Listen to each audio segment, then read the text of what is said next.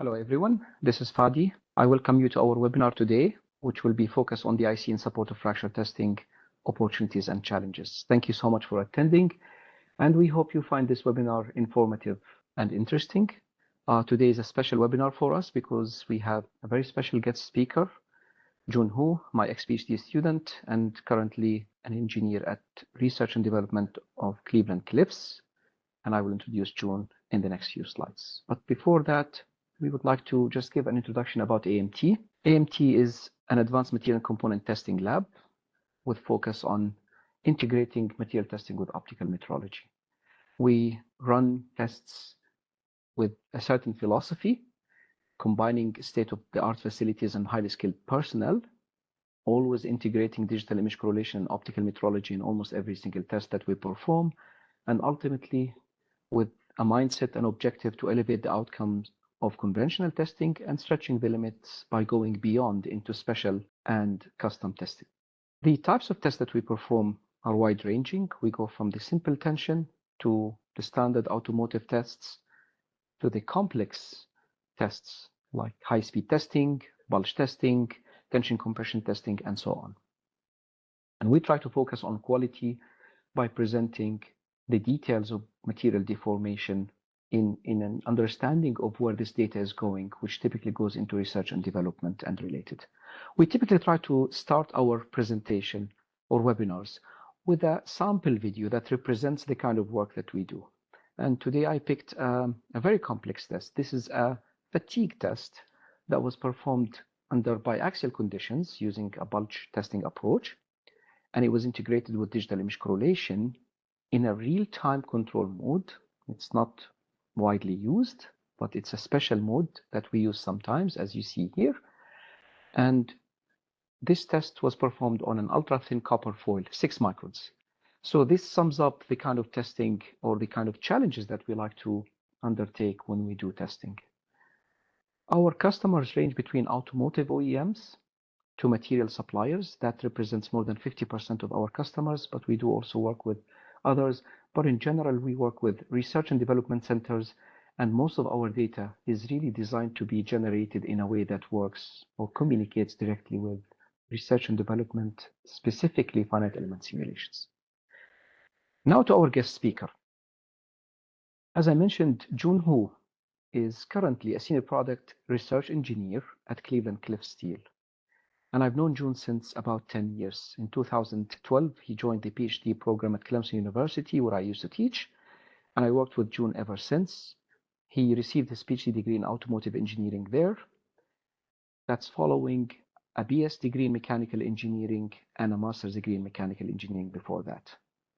Right now, Jun works with Cleveland Cliffs ever since he graduated, and he works on different topics related to advanced high-strength steels, mainly the characterization and modeling of advanced high-strength steels, covering plasticity, spring back and failure or fracture, and he covers a wide range of conditions from temperatures to strain rates and stress rates. He also works on investigating martensitic transformation in trip-like steels or retained austenite-containing steels, and he supports finite element efforts when it comes to steel processing, welding, and forming. So now to our webinar. As I mentioned earlier, we want to focus today on DIC, or digital image correlation in support of fracture testing, the opportunities and challenges associated with that. Of course, fracture is a very important topic, and that's why we wanted to address it today.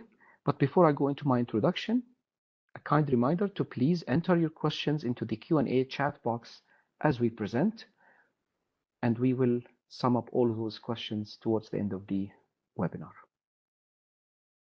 So to start with fracture testing with DIC, we're going to start even a step before that, a typical tension test, a simple tension test, basically.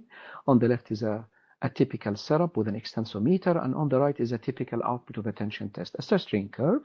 So to measure the global behavior of a material, you really don't need DIC, you don't need any fancy extensometer whatsoever. You just need a typical extensometer, and you can generate a stress strain curve as you see here.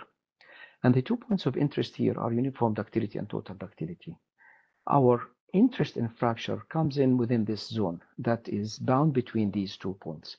And if the general characterization aims to get the stress strain curve, so that's fine. But if we want to take a closer look into what happens between uniform and total ductility, a typical extensometer, regardless of the type, whether it's laser or video extents or a mechanical extensometer, will not get us further than that.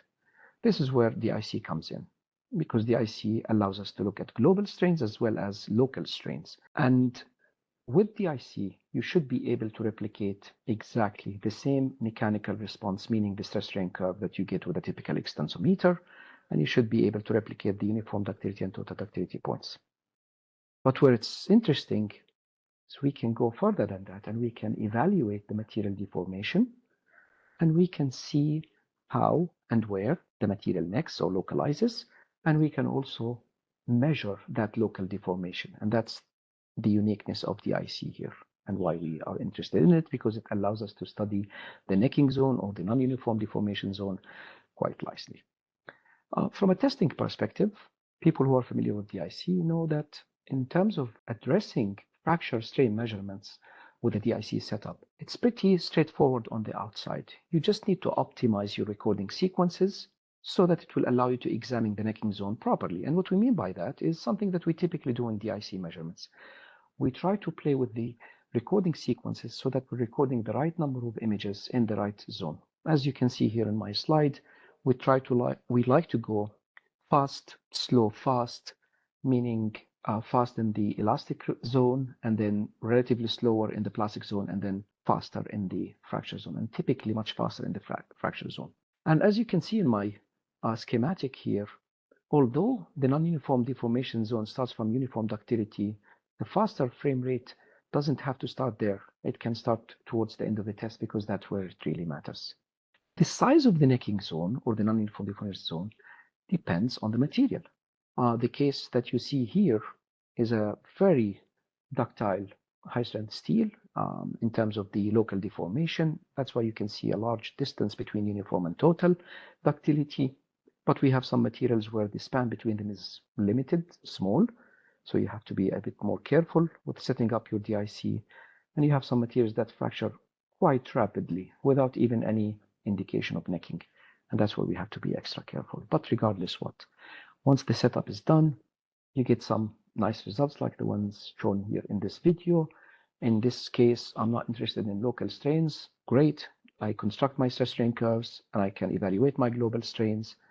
But if I'm interested in local strains and fracture strain measurements, I can impose a series of virtual extensometers with different lengths centered around the fracture point, and I can measure them quite nicely, as you can see in this video.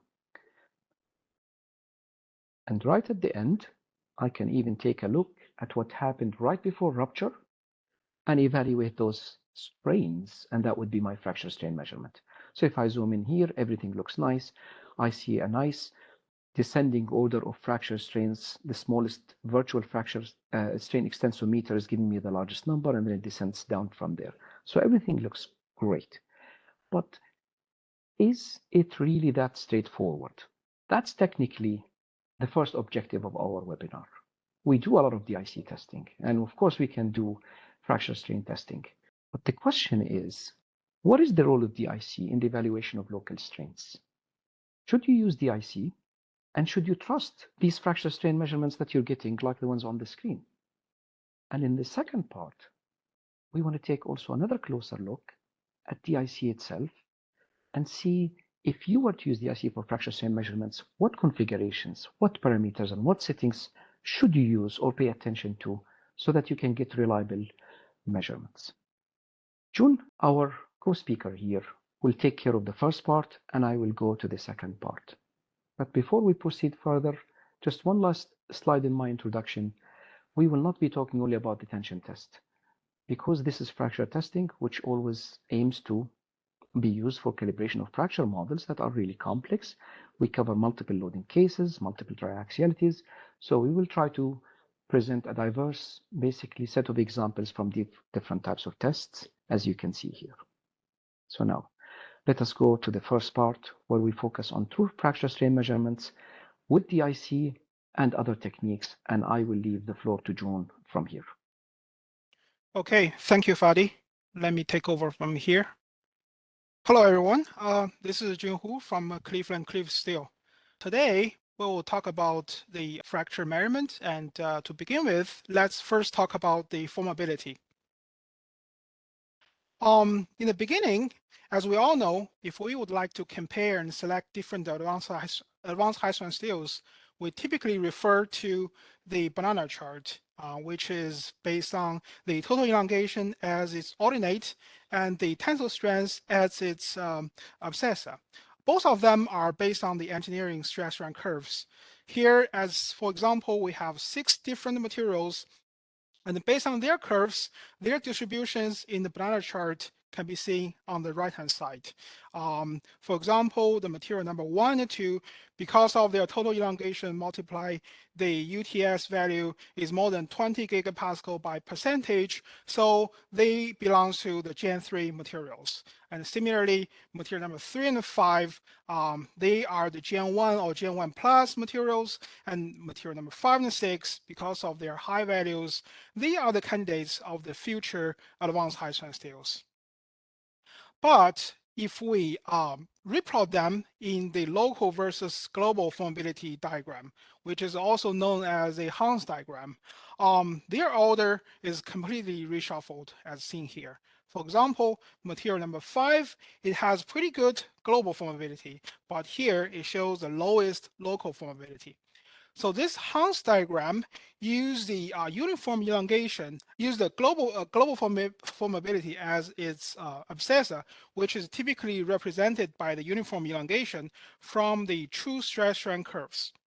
It also used the local formability as its ordinate, which is represented by the true fracture strain, which cannot be derived based on any stress strain curves, but have to be either measured based on the fracture area or using the DIC measurement, which we will talk about them in details later.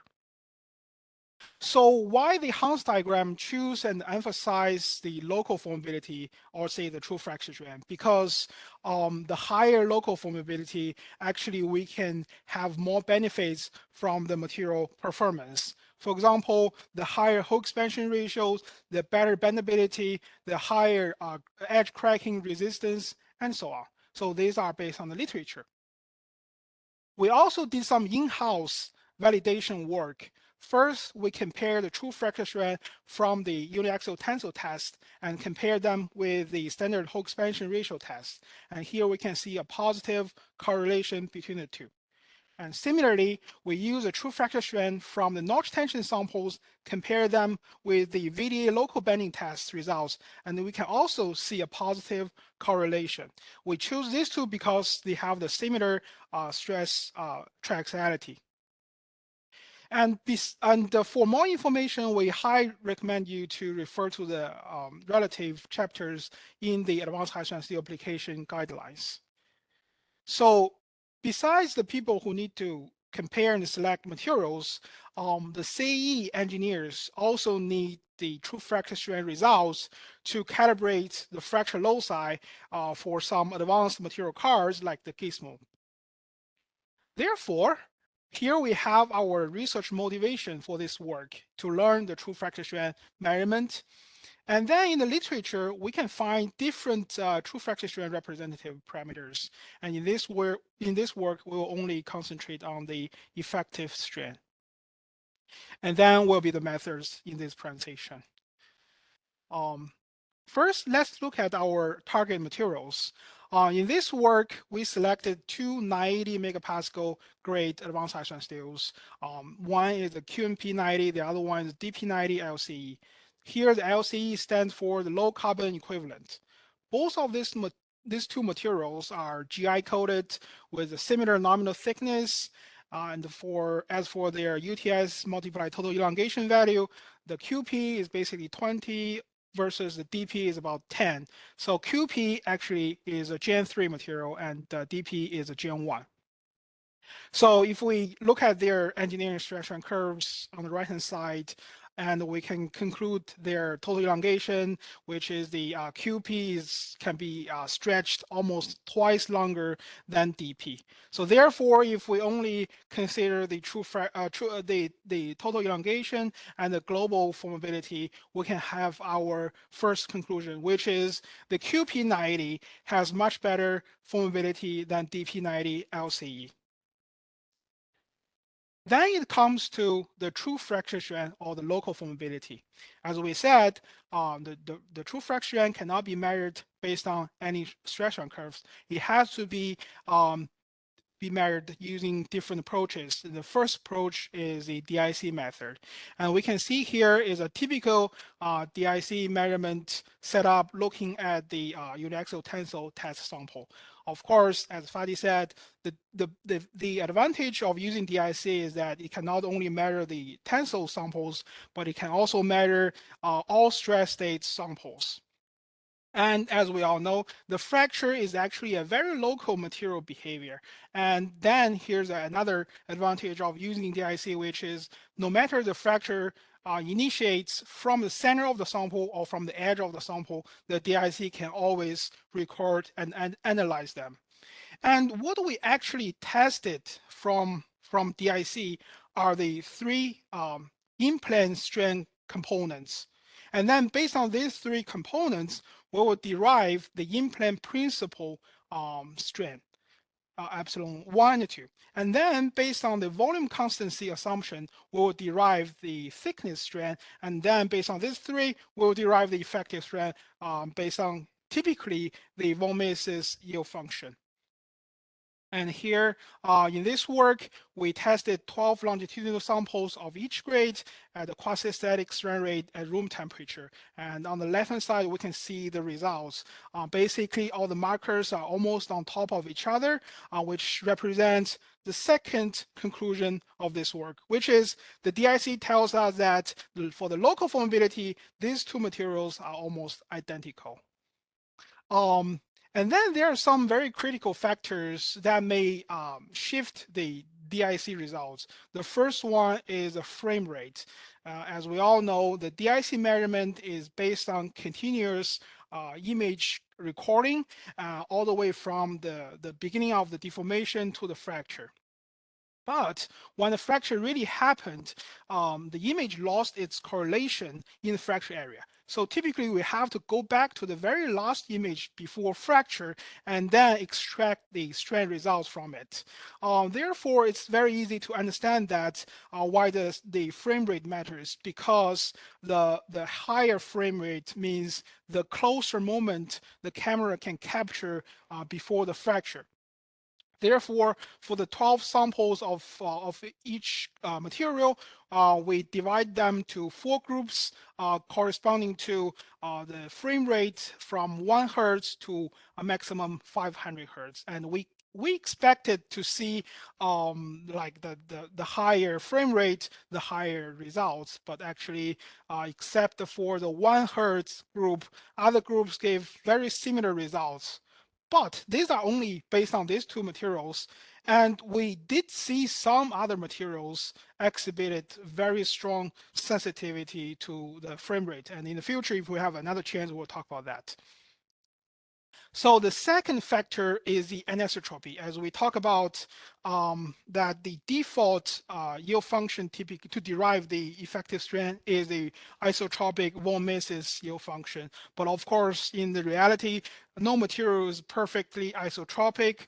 And we can see these two target materials have some plasticity and anisotropy based on their R values here. And for the sake of simplicity, we have some assumptions here. For example, the linear strain path, neglectable elastic strain, volume constancy, and so on.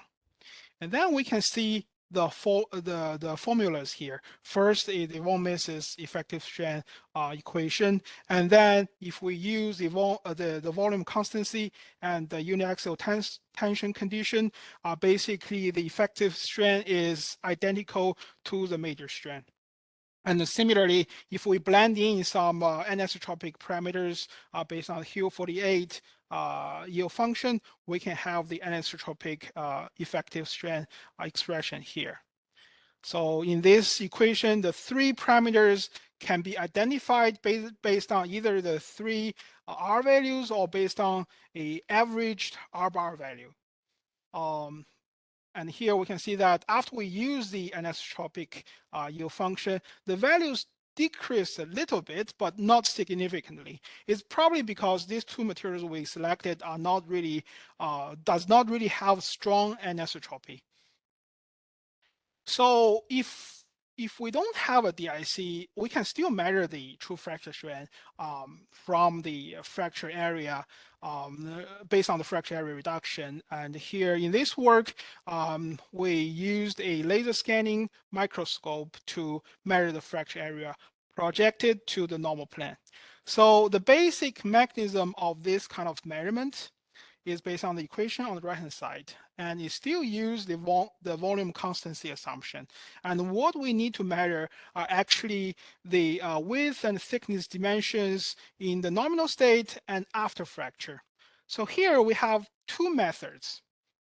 The first method is based on the ASTM E8 standard, which assumes that the thinning of the material follows a parabolic trend.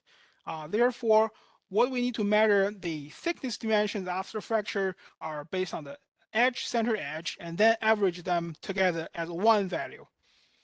The second method is basically rely on a image processing software. It uses the polygon to fit the projected fracture area and automatically computes its fracture area value. And then we call this method the optical A method. And here are the results. First, if we look at the shape of the markers, generally speaking, the round markers are above the diamond markers, which represents that the optical P method, which is the ASTM E8 method, gives like more aggressive determination of the fracture strength than the polygon fitting method.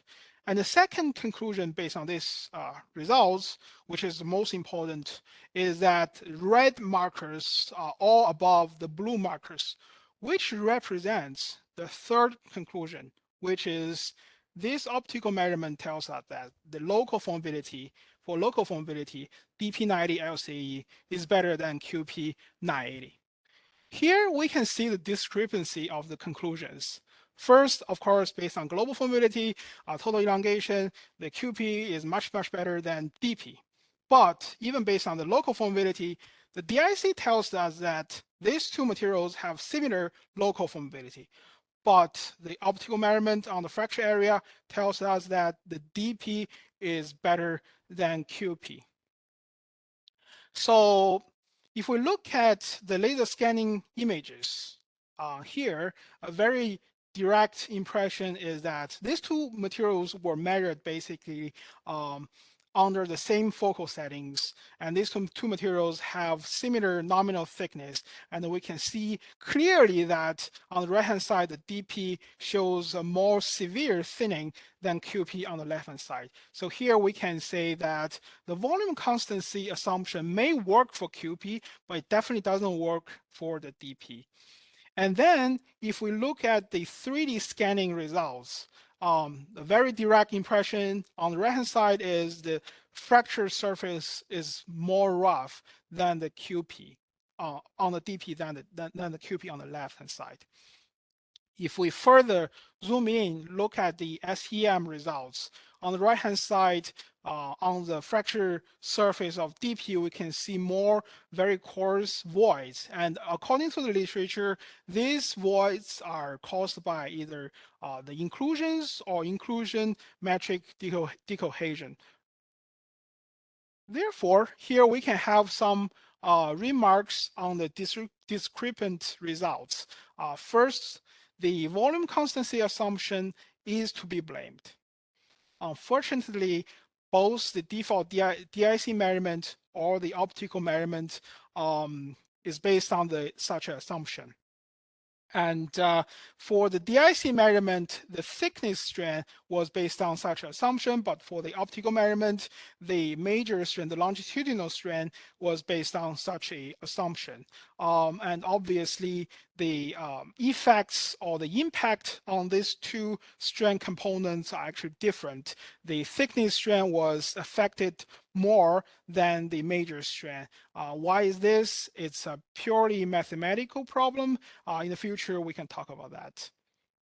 So therefore, we need some alternative methods to avoid such an assumption. So the first alternative method is based on the 3D DIC. As we talk about that, the 3D DIC can not only measure the in-plane deformation, it can also measure the in-depth displacement, which we can use this kind of feature to measure the thickness displacement from one side, and then we'll assume the thinning is symmetric, and then we can derive the thickness strand as shown in the expression here. But of course, the limitation of this method is very obvious. The actual thinning is not always symmetric, and we can see two examples here. On the right image, basically the thinning is kind of symmetric, but the left-hand side, the thinning is definitely asymmetric. So therefore, the second alternative method is very straightforward. We can place another DIC on the other side of the sample, and we synchronize the measurement of these two DICs together to measure the thickness displacement at the same time, and then derive the thickness strand. But of course, the limitation of this method is very obvious. Like first, 3D DIC is very expensive, and not every lab has it. So we need to ask for the help from Fadi's lab to do this. And the second, this method doesn't work for all kinds of scenarios. For example, the punch test, it definitely doesn't, this method doesn't work.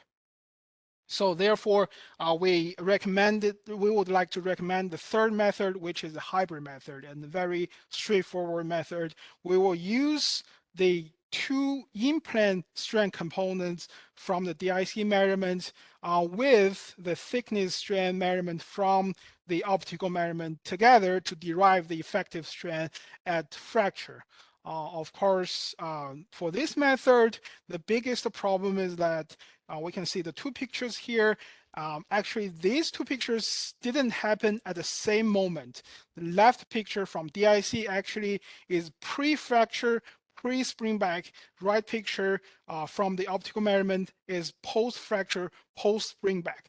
So these two together, it definitely put these two together, definitely has the synchronization problems. So if we look at the comparison of this method, the results of this methods, we have already talked about the first three. We can jump to the item number 4. So if we use the 3D DIC to measure the thickness from one side, because of the asymmetric problems, the results are completely shifted. And if we use two 3D DIC on both sides, for some reasons, the results give very similar trend as a default DIC, which we are still trying to figure out why.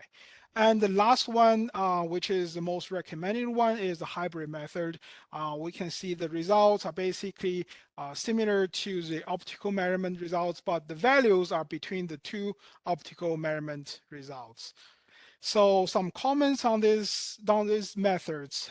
First, if you don't have a DIC and you don't care about other stress states, you just want to compare and select materials, you can still use the optical P method, which is the ASTM E8 method, to measure the fracture area reduction and conclude the fracture strength, which represents the local formability.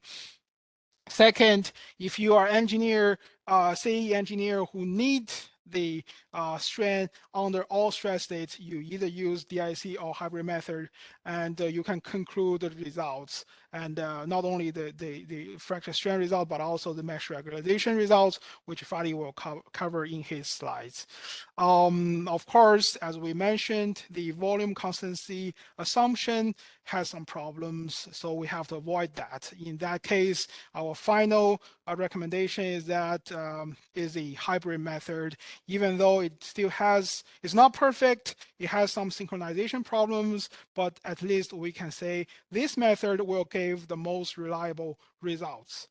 And as an extension, we can have the fracture loci of these two materials under all stress states, and based on either the DIC method or the hybrid method. And obviously for both of them, the DIC measurement results underestimate the fracture limits of the materials in most of the stress states. So therefore, we can have the conclusions of my presentation. The first one is, please do not just consider the total elongation as the only standard to justify the formability of materials. The local formability matters. Of course, the local formability measurement is not straightforward. So we introduced two different methods. First, if you don't care about the accuracy of the results, you just want to compare materials, select the materials, and you don't have a DIC, they just use the optical method based on the ASTM-E8 standard to measure the true fracture strength. But for the CE engineers, you need the fracture loci. Therefore, please just be careful of the default DIC measurement. It will basically underestimate the fracture limits of some materials. We have this statement. It doesn't mean we are rejecting DIC, but we're just trying to say that DIC has its limitations. Therefore, the DIC method has to work with the values from other measurements together as a hybrid method to measure the local formability, I'll say the true fracture strength. There are some problems, but comparatively, it is the most reliable method.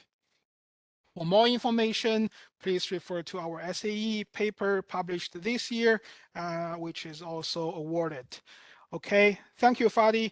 And Fadi will take over from here. Thank you very much, June. This was very interesting. Okay, again, June, this was very interesting. And the message here, regardless which technique, DIC is not going to give you just absolute perfect results. You have to be you have to pay attention whether you want to use the hybrid approach or the other approach. That's where we're going to start the second part. We are, of course, DIC advocates, and we use DIC all the time. So let's say, okay, I respect what June says. I still want to do DIC measurements. So how can I do fracture testing with DIC and pay attention to all these different configurations and settings? And that's what we would like to cover here. So we would like to start with the controversial topic. 2D versus 3D DIC. Should I use this or that? And we've covered this topic extensively in one of our previous webinars. And basically, we went over most of the points of argument against 2D DIC. Whether it's the fact that it's not easy to set up because, of course, the lack of calibration, and the fact that you need to do some sort of scaling compared to 3D DIC when you set it up one time and then you can use it constantly after that. More importantly, point number 3, you have a change in distance between the camera and deforming samples, which is out of plane deformation, which could be the result of a movement in the camera or bulging in or out of plane deformation, such as the case with necking, which we are trying to talk about here. And the third is you can never guarantee that the camera is perpendicular to your surface, and that could lead to some error. We've addressed all of these points. And today I don't want to repeat any of that. What I wanted to do is I want to focus on fracture strain measurements. We have fracture strain measurements to address, and we want to go to the experiments to show if this testing approach going with 2D DIC would affect your results compared to 3D DIC. Again, assuming that 3D DIC is a perfect result. So we performed many experiments with multiple setups, and I would like to just show a couple of them here. For tension testing and related, this is one of the setups that were used. And We used comparable camera resolutions, but we played with the optics so that we can produce the same field of view and spatial resolution. What matters is the spatial resolution. So I show here a couple of configurations which we used for different types of tension tests. And I want to highlight something here. Type 1, ISO 6892 Type 1 is the standard sample that we use typically for getting mechanical properties, equivalent to ASTM-E8. There's another type of tension test that we use oversized samples, like the one that you see here in the photo. Very large samples, and these are specifically designed for extracting fracture strains for the automotive sector. We like them to be large, which will allow us to generate basically larger meshes, and that will allow basically better mesh homogenization step in the finite element process. Another setup showing what we've used for shear testing and PST testing. Still, we're using high resolution cameras to maximize our pixel resolution or spatial resolution. And again, we play with the optics so that we can match it between 2D and 3D DIC. Next, biaxial. I know this is controversial, but this is the setup for 2D versus 3D DIC. We're using here lower resolution cameras because they're more than enough, 6 megapixels for the 3D and 8 megapixels for the 2D. And again, we match the spatial resolution.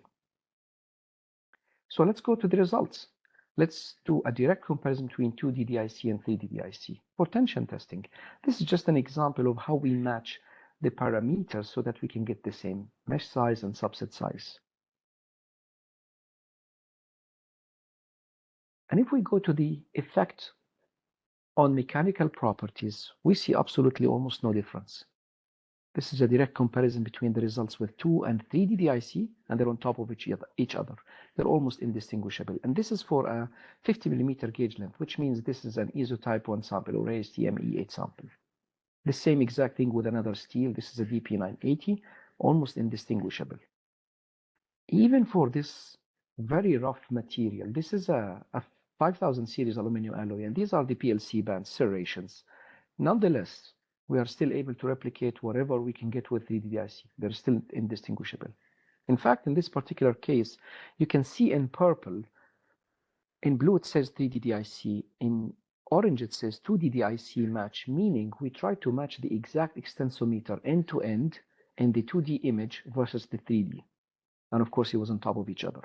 Then we decided, like, okay, what if we take a totally different extensometer, a bit off from the original extensometer that's matching the 3D DIC, and the results were still matching. And the same thing with a very high ductility material like a mild steel.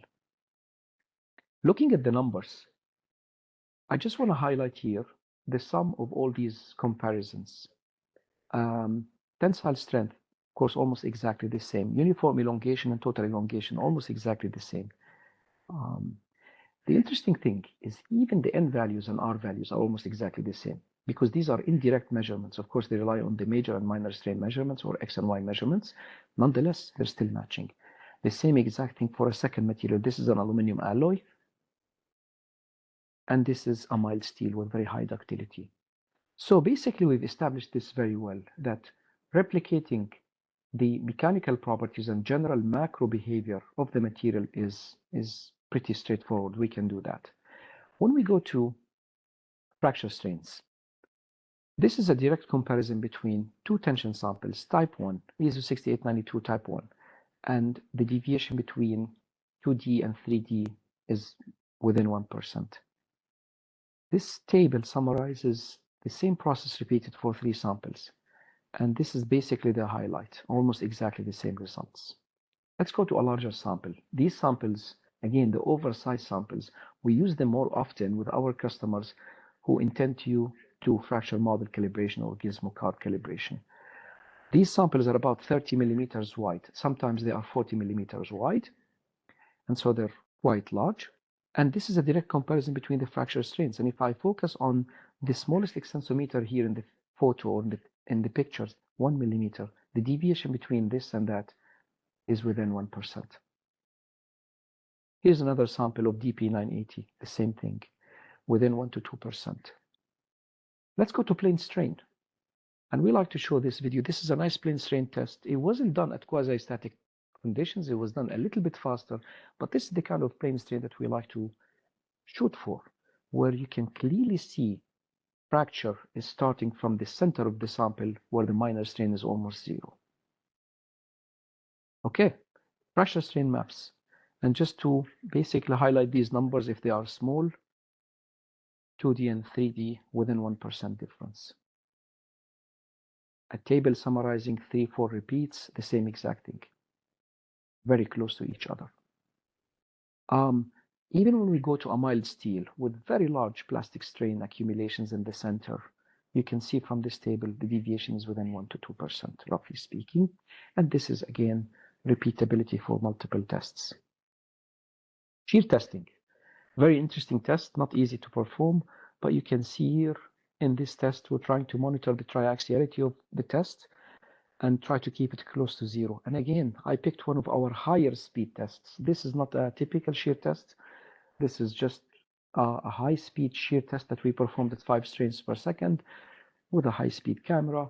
But the idea is the same. We would like to see this kind of behavior in a shear test and keep the triaxiality close to zero. And the results are shown again here. Left is 3D, right is 2D, just to help you read these small numbers. The deviations between the two are within 1 to 3%. A second sample, again around 3% max, and a third sample around 3% max.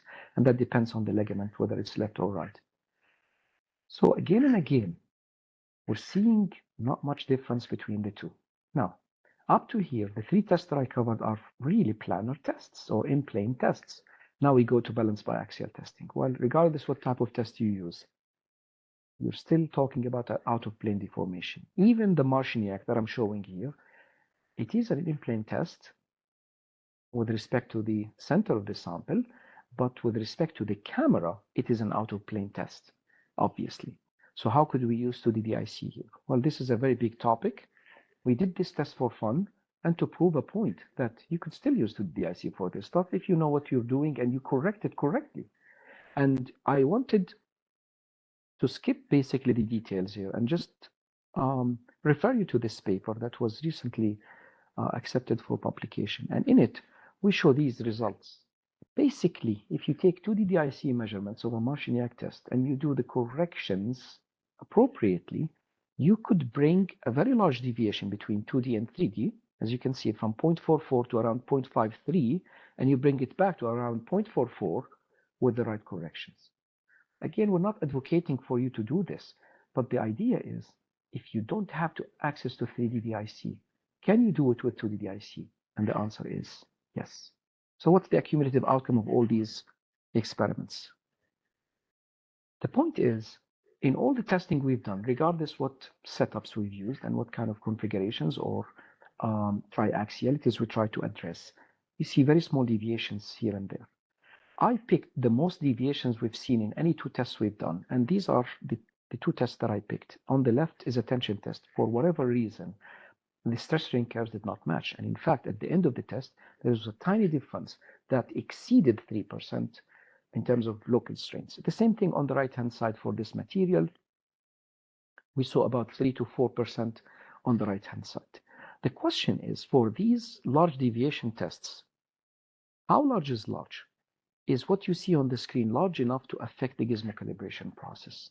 And the answer is simply no, it's not significant. If you do use these kinds of results for calibrating a gizmo material card, you will see that those tiny deviations between the orange and black curve do not make a significant difference in the process of the calibration, obtaining the fading exponent and the other parameters, and even in the mesh homogenization, because it really is very small compared to other factors that play a significant role in the gizmo calibration process. And I want to highlight one more thing. Test repeatability, regardless what material we use, shows usually way more deviation than the deviation that you see on the left-hand side. And I present here on the top right a set of very nice stress strain curves for a beautiful EP590. The curves are almost on top of each other. Nonetheless, you can see when it comes to fracture strain, or the total strain in this case that you can see, there's a good scatter. And that doesn't mean that the test is bad or the material is bad. This is just what we always expect to see. They're not going to lie on top of each other. So that deviation on the right is far larger than whatever deviation you see between a 2D DIC and 3D DIC measurement. Here's another example for another material, and you can see it's even larger. And that's something we always see in any type of test that we perform for fracture testing. Put this stuff into perspective, and I take it to other loading conditions or other stress triaxialities. And this is a typical experimental curve. The orange dots are experimental, and you can see there's a decent span. And that doesn't mean that the results are bad. This is just what we always get. So the message here is not, okay, let's forget about 3D DIC and do 2D DIC. No, the point is just following up on what June mentioned. Nobody said 3D DIC measurements are perfectly correct when it comes to fracture strains. We don't know. We don't know. The point is, if you cannot do it with 3D DIC, you can still do it with 2D DIC, and you can still see the same results, and you have much bigger problems to worry about, like June mentioned earlier, and as I will mention in the next part of my presentation and the last part of my presentation, which is, what about other DIC parameters? Okay, regardless whether you use 2D or 3D DIC, you still have a lot of parameters to worry about. And I try to summarize just the prominent ones, the ones that we hear about a lot. Camera resolution or camera type, camera frame rate, mesh size, or as it is called, subset spacing, subset size, sometimes called facet size, and sometimes people mention speckle pattern quality as it affects and its influence on the fracture strain measurements. I'm going to skip the last part or the last item, which is the speckle pattern quality. And I want to focus on the first four. And if you basically scan through them very quickly, you might expect these to go in a descending order in terms of their importance and impact on measurements or fracture strain measurements. Is this true? That's what we would like to answer today. So let's take them one by one. Camera resolution. This is one of the toughest topics because there are so many cameras out there that are used for DIC measurements, for material testing. I would say for the most part, most of them range between 2 megapixel and 24 megapixel. The popular cameras are listed here, 1, 2.3, 5, 8, 9, 12, and then you could go to 16, 20, 24. And I highlighted the last in red because these are technically extra high resolution cameras. Majority of the time you see the ones in black, and sometimes you see the 1 and 2.3 megapixel. And all these cameras are fantastic. They just have their use. And the general view is that the higher the resolution, the better it is for fracture strain measurements. And we want to see if this is correct or not. So let's do a direct comparison between these sensors, or some of them. I plotted here or I drew here most of these Sony sensors, very popular sensors for these cameras, between 2.3 and 16 megapixel to scale. And the point I'm trying to highlight here is it really doesn't matter what you call your camera or what camera you use. It's all about how you use the camera. On the right-hand side, I took an ISO type 1 sample tension test, and I basically overlaid it in front of a 2.3 megapixel camera versus an 8 megapixel camera. In the first one, I was trying to be really tight and just cover the deformation zone with a little bit of a buffer. And in the second one, I was a little bit loose and I covered more of the sample, which is what you typically see in most DIC experiments. And the outcome of this is I was able to get the same exact pixel resolution with both of them, around 35 microns per pixel. So here you go. I have an 8 megapixel camera, 3.5 times the total resolution of a 2.3 megapixel camera, and I'm still getting the same spatial resolution. So it really doesn't matter. So we don't believe that this is necessarily true. The fact that, or the statement that higher resolution is always better for fracture strain measurements is not necessarily true from two perspectives. The first one is what I just mentioned. It's all about pixel resolution of the measurement, the spatial resolution, and it's not the total resolution of the camera. And this is a very important point because there is a push for using higher resolution cameras. You know, the minute you mention fracture strain, there's always a push for using these high resolution cameras, but it's not really relevant if it's not used in the correct way. And the second point is, once you cross a certain measurement spatial resolution, the benefits are marginal. We notice this, that it is not really improving the results or changing the results. We don't know if it's improving or not, but let's say it should be improving. We don't see significant effect. So there's a time and place for these extra high resolution cameras, the ones that I highlighted in red, depending on the application. Just pushing for these cameras for fracture testing is not usually sensible and it's sometimes counterproductive. You're dealing with larger files, you're extending your processing times, and you can potentially limit the frame rate that you can achieve with these cameras. But to address this issue furthermore, we will be displaying the results of a detailed study. We would like to do the study that is shown here in this schematic, where we mix 2D and 3D DIC cameras simply because we want to cover as many camera resolutions as possible and try to get an accurate answer to this. If I change the resolution of the camera from X to Y, how does it affect the fracture strain measurements in terms of basically different types of tests? Just like we did earlier, tension, fracture, basically fracture tension or shear, plane strain, and so on. So keep an eye on our website for a white paper on this topic. Let's go to camera frame rate. Again, DIC cameras used in material testing have different capacities in terms of the maximum frame rate. I would say typically you would see numbers between 1 and 200 frames per second. The most popular cameras that I mentioned earlier, they have frame rates ranging between 100 frames per second for the low resolution ones, 25 frames per second or less for the extra high resolution ones, and then somewhere in between for the ones that are mostly used, the ones in black. There are some other classes of high resolution cameras with superior frame rates. That means you could potentially get the same cameras that I'm showing here in black, and you can still get 2 to 5 times the frame rate for these cameras with special type of cameras. And so the general view out there is that higher frame rate is better for fracture strain measurements.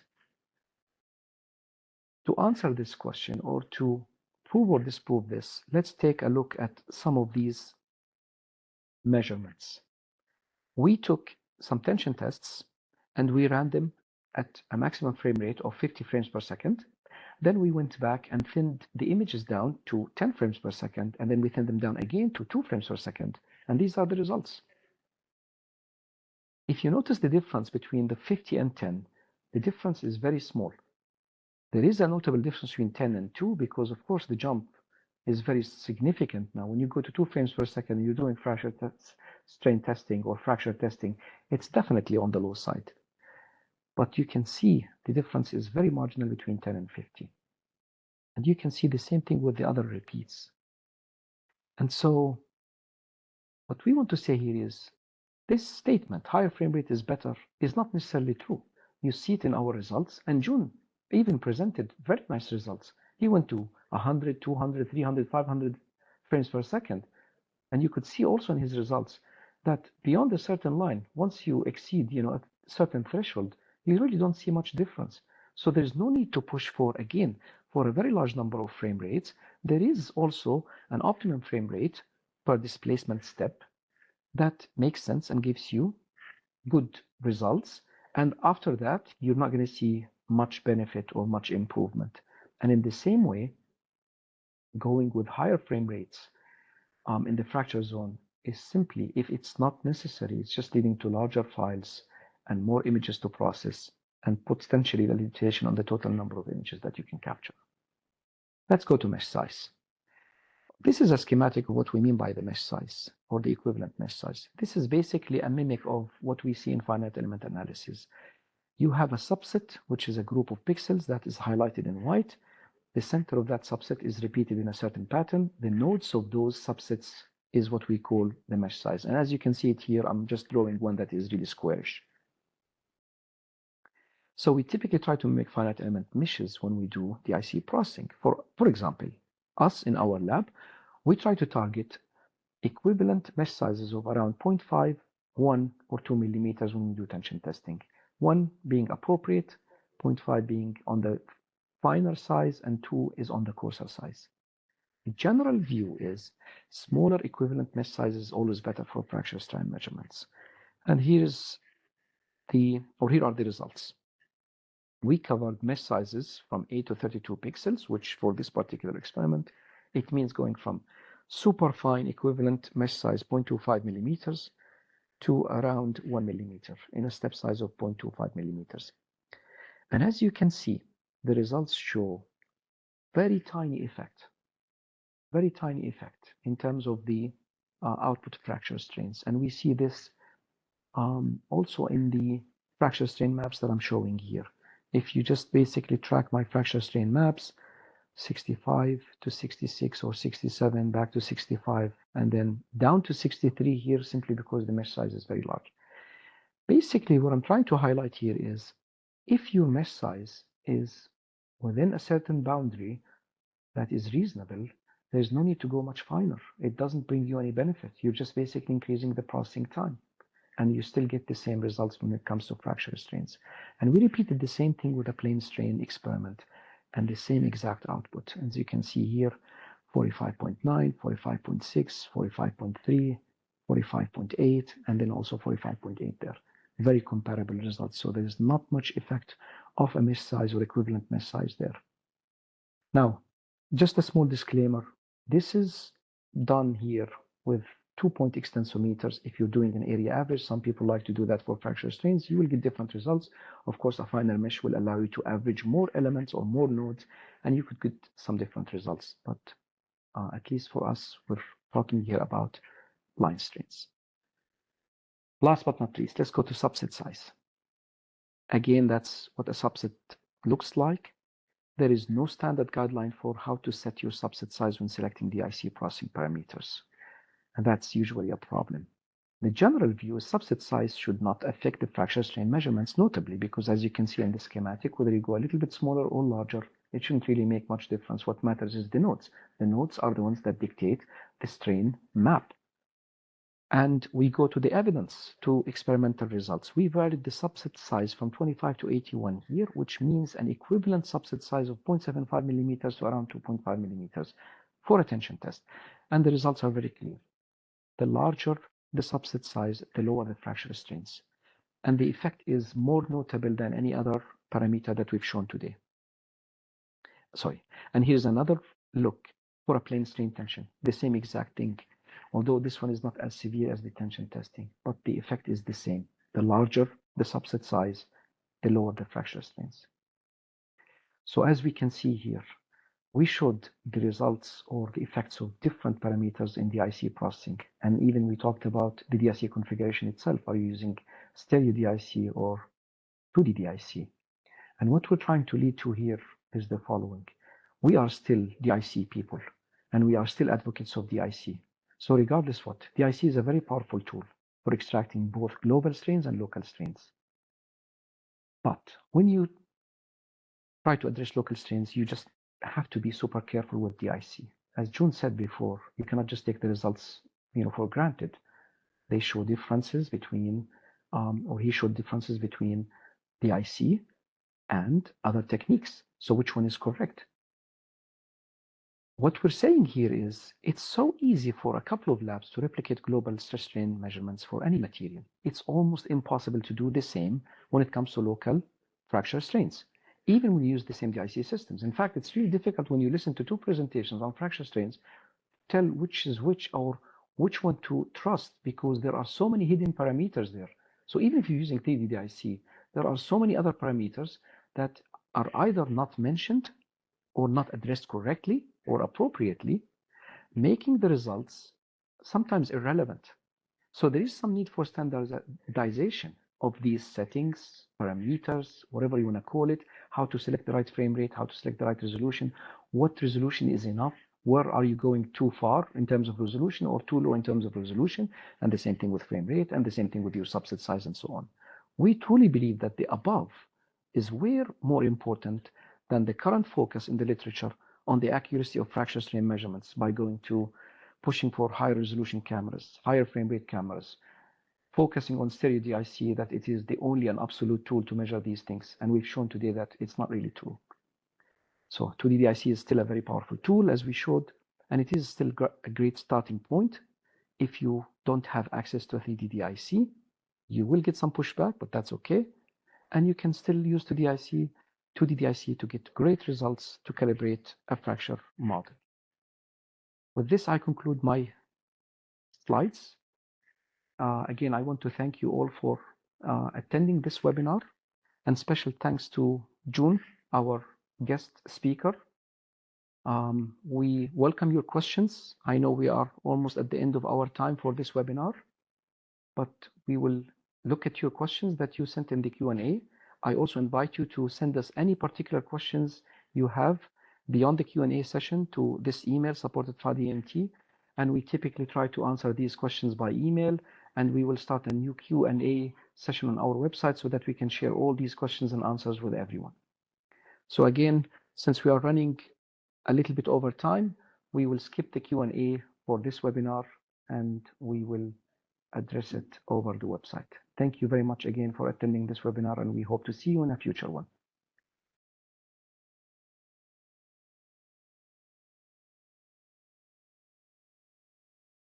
Okay, thank you, Fadi, and thank you, everyone. I think I got one question in the Q&A box. I think this one is for me.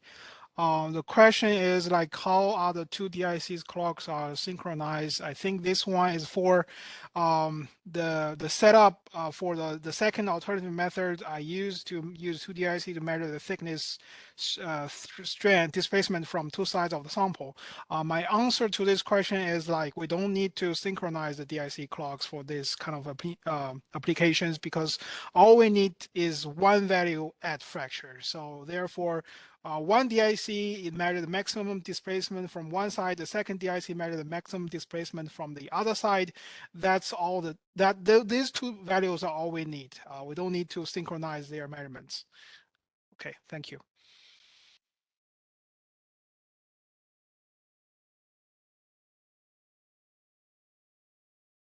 Okay, thanks, John, for taking this question. And again, thank you all for attending, and we wish you a nice day and hope to see you in a future webinar. Thank you.